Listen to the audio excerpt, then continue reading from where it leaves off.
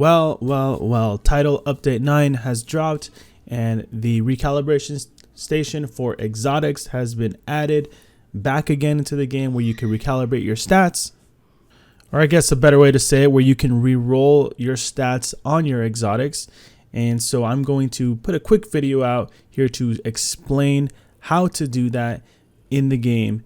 Now, one of the first things you're going to want to make sure you do in advance is purchase all the recipes so that you can recalibrate the exotics. Now, once you have picked up the exotic in the real world or acquired it, that recipe will show up in the blueprint vendor that is found right next to the recalibration station. So just head over to the vendor here that is next to the recalibration station, and she will actually just sell you the blueprints. I purchased them all here. They're about $12.68 each.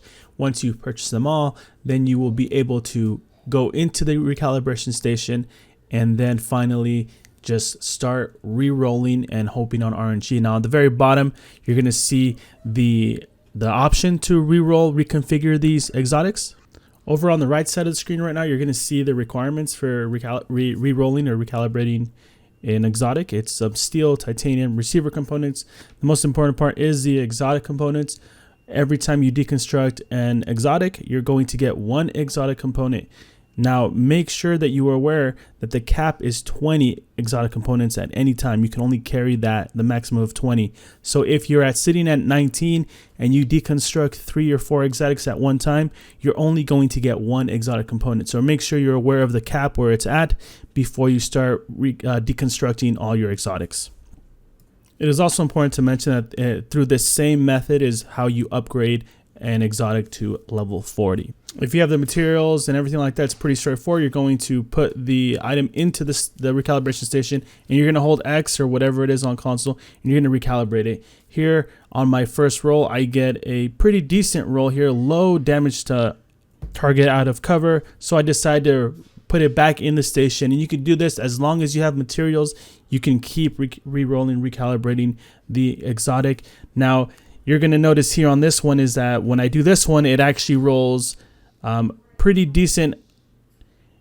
And what I decided to do is roll it again. And unfortunately, the third time was not the charm, and I actually got a worse roll there. So I had to do it a couple times. Now, what I have noticed is overall is that the exotics, when I re-roll them, they've been just RNG, I guess, for me. They've been rolling pretty good. This one right here, it took a couple more tries until I finally got the one that I wanted. And on my last exotic component, I was able to get a pretty good pestilence there. So that's pretty much it, guys. That's the recalibration station. That's the re-rolling, how it works. Again, make sure you're not over the cap for 20 exotic components, because you will not get any. And other than that, may RNG be with you. And again, guys, if you like the video, make sure to like the video. Also, make sure to subscribe to the channel. We're on our way to 2,000 subscribers. Thank you guys so much, and I will talk to you guys later.